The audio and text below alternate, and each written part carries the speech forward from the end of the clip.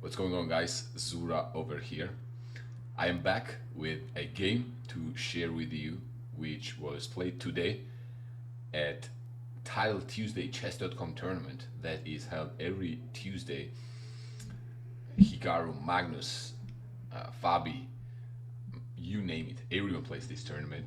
Time control is 3+1, and I gotta say, this is probably my best game of a year so far. All right, and not only a year, but in a long time, I would say. In the third round, after having 1.5 points out of 2 games, I got to play Arjun Erigaisi, top Indian grandmaster, who I'm gonna pull up here is number 18 in the world at the moment, 2738. Blitz rated 2744. Not only the ranks, but a lot of people, and including me, consider Arjun to be one of the stars from the young generation that can make mark on the history of our game of chess. So I'm definitely very excited to see how his career unfolds. And he, I believe, is the first one who, here, Indian Chess Prodigy, Arjun Erigaisi breaks big record with 1.5 million sponsorship deal with Singapore-based Quantbox. All right, now this is definitely groundbreaking. I think chess has not seen money like that, and I do hope we see more of this for other players as well. But if someone deserves it, it is definitely him. He plays a very exciting chess. Everyone says, hands down, when Arjun is on fire, he is player to be feared. Let's jump into it. I'm playing with white colors, as you can see, and he is with black. That is his account. Now I start with knight to f3. He goes d6. Now this is a flexible starting move for black. They usually transpose with g6 into Pirk or King's Indian positions. Now I choose Pirk with e4, and after bishop g7, go knight to c3. Main difference between Pirk and King's Indian is that now my pawn is on c2. In the other situation here, this pawn would be on c4 in the King's Indian situation. That's what I mean. Now with g6, d6, and bishop g7, black does not go into classical Pirk, which would be knight f6, but instead goes knight c6, or also keeps options flexible. Like bishop g4 is also out there. You may go knight d7 and e5, or knight c6, e5, delaying knight f6. All right, so that's what he does. Goes knight c6. Now I choose to play bishop e3 to strengthen my d4 pawn, and he responds it with bishop to g4, pinning my knight. Now, if I go bishop e2, probably he's gonna try to play e5 and now put more pressure on the d4 pawn. So what I choose to do is d5. You can see that I've spent here some time. I was also considering to play bishop b5, but I played d5, anticipating his response knight to e5, and after knight e5, I decide to give the check on b5. Most natural response to bishop b5 check is c6, and here was the first critical moment of the game, where I see this very exciting knight takes e5, queen sacrifice. Then I'm attacking a bishop, so obviously bishop has to take my queen, and now I take on c6 with the pawn. So at the moment I've sacrificed my queen for a piece. But after d takes c6, I have this move c6, and I also have c7 attacking a queen, and c takes b7, discovering the check again. And if queen was to move from the 8th rank, I would promote to a8 a new queen while capturing the rook, right? So there is no good way to defend against it. I figured as much. You can see there from 2 minute 28, I had spent over 30 seconds, so over half a minute thinking about this move. All right. In a 3-minute game, half a minute is a lot. That's 1/6 of your entire time. So that's a big time commitment. Now, computer says that other option black has is bishop e5, but then I go c7 check, probably queen goes to d7, I take that guy. Now I had to take on d1 with the knight, because I don't want my pawn structure to be ruined after bishop c3 here. Now this dark square bishop is quite strong, but we're in the end game already, so I'm not sure how practical it will be. So I think I would prefer black's chances here.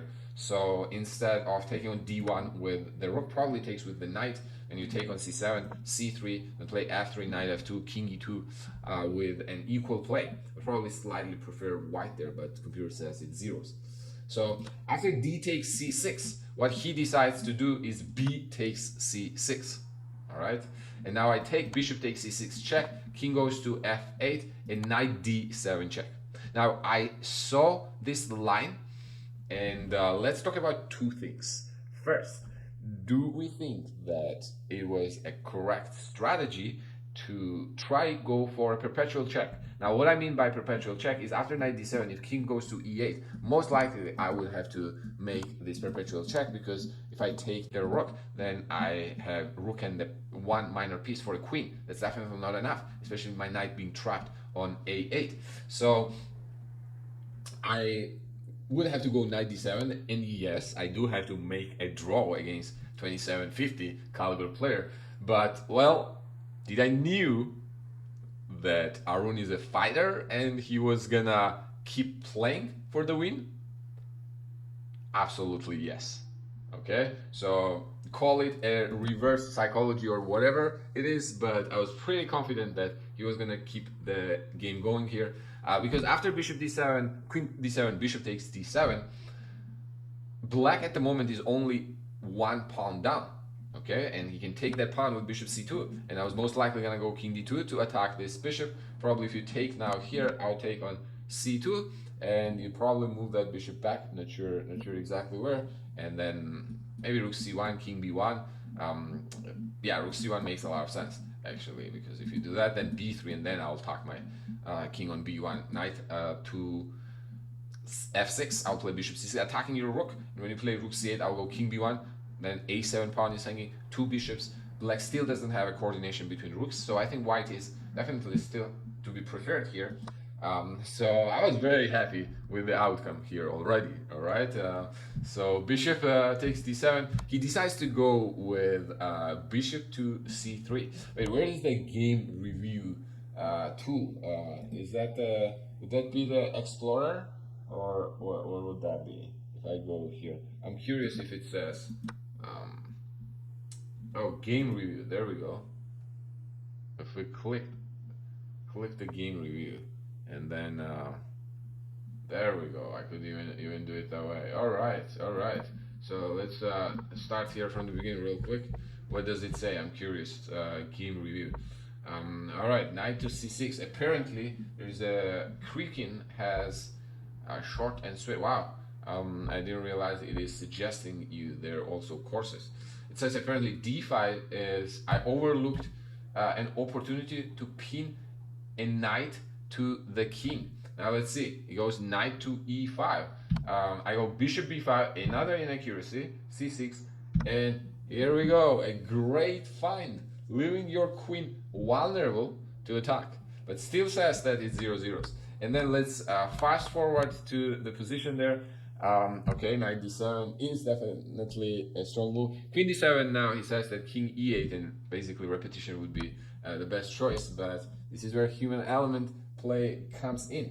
All right, so bishop takes c3, now b takes c3, bishop takes c2, now e4 pawn is hanging, so I defend that with f3 and have a bishop pair. Right now king is coming to d2. My plan is to play king d2, kick this bishop away, bishop c6, attack that rook, then try to win a7 pawn, push this pawn, and promote. All right, win the game. GG's. So that was my strategy. Let's see how successful I was in accomplishing all those, in fact. All right, so now he goes to f6, attack my bishop here. Now bishop to c6. I'm attacking a rook, and when he goes rook c8, then retreating bishop to b5. I want that rook to be away from defending that pawn. Now you cannot take rook c3 because then I would play king to d2, and whenever you move the rook back, rook c1, and you are being pinned, my friend. So he goes rook back to b8. Now a4, defending this bishop. I could have played bishop h6 check and completely kind of neutralize that king and the rook there on the king side, but I liked prospects of aiming at that a7 pawn. So then he goes king g7. Now I take that pawn and I move the bishop back to e3. Rook goes to c8, attacking my pawn. King d2 is screaming to be made on the board. So it was bishop b3. Now I move rook to b1, attacking this bishop, kicking it away, and then I'm ready to roll. My pawns are rolling. Trading bishop on b5, knight back to d7. If you go rook a6, I'll play rook b6, forcing the trade there. Knight d7, I keep pushing the pawn. He moves the king away because I think wants to play knight e5, and if he goes knight e5 immediately, I can go bishop d4 and then eliminate that knight from the game. So king moves the king away. Now I push pawn all the way, and after knight e5, I choose to move the bishop because he wanted to play knight c4 check, right? So he still goes check. I move the king away. Now he moves the king away to get the king closer to that pawn, but rook b7 is kind of nail in the coffin here. Well, positionally speaking, all right? Now we'll see what happens next, okay? So clearly, this is around the area where I realize, oh my God, I am winning. I'm actually beating Arjun Erigaisi. I'm a big fan of guy. So when you have a lot of respect on your opponent, it can play with your psyche. All right. So even though I know I'm winning completely here, you will see it got very close. All right. Rook b3 unnecessarily close. Now rook b1, I'm still in charge here. He's trying to get king closer. Now I'm trying to basically rook c6 there and force more simplifications. Basically, that's what happens there. Rook b6, and I trade one rook because the knight was hanging on d6. Now he tries to attack my pawn on a7, but be my guest. If you take that pawn, then I'm gonna trade everything there, and that pawn in game after c5 with it, and two connected passes with being pawn up is clearly winning. So he cannot take my pawn on a7, and now I make few moves here to gain time. But man, oh man, after this, you can see here I shuffle moves to gain a little bit of time, and this movement, rook a6. Look at the time. I have 2 seconds, and keep in mind this is 3 minutes plus 1 second. Okay, Tile Tuesday that's the Tile Tuesday time control. I go rook a6 check, king moves back to e7, right? But rook a6 check. Look at the time situation, 0.1. That means that I had made a move on exactly 0.01. All right, because then 1 second was added to it.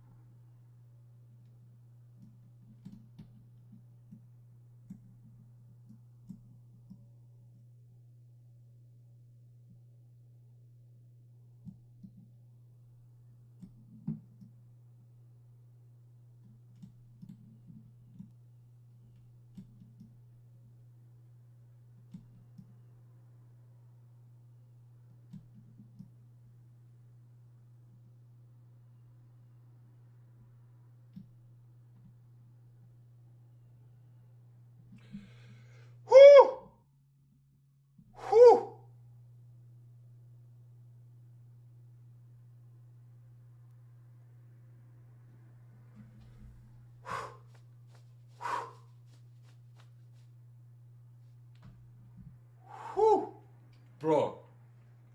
Bro.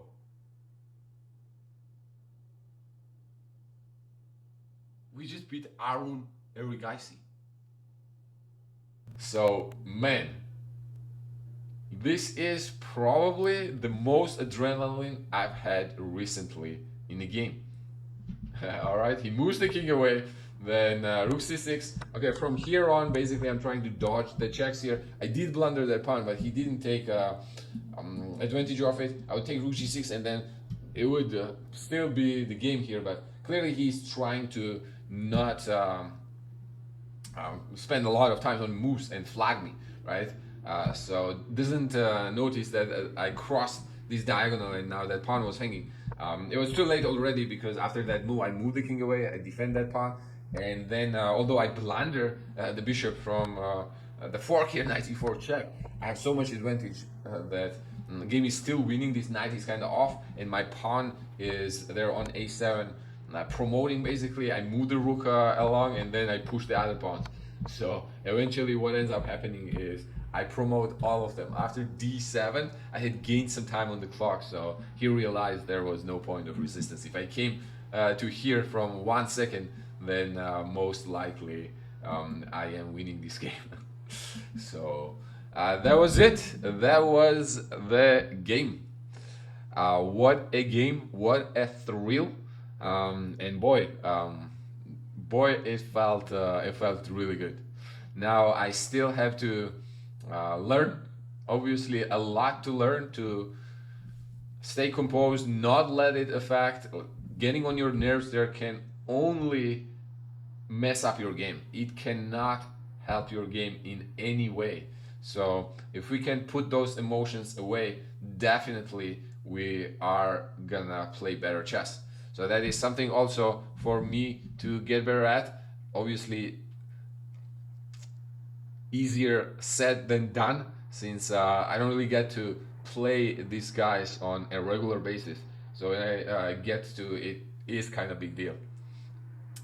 So yeah, hopefully you enjoyed. That was so far the best game of my year, best blitz game, but still in a modern world, hey, chess is chess. I think those two time controls are merging, I would say. We see more and more classical time controls a lot of times when are ended in equal scores, then it's decided in blitz.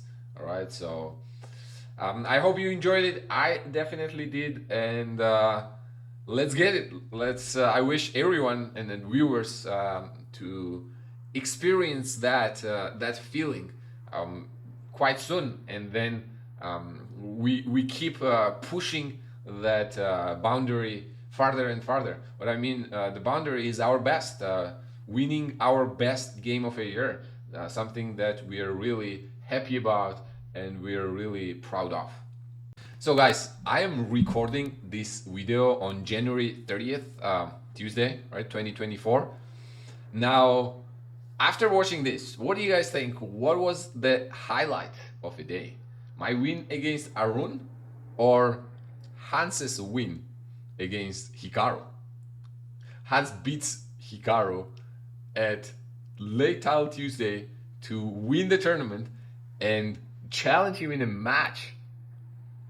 10K match, charity.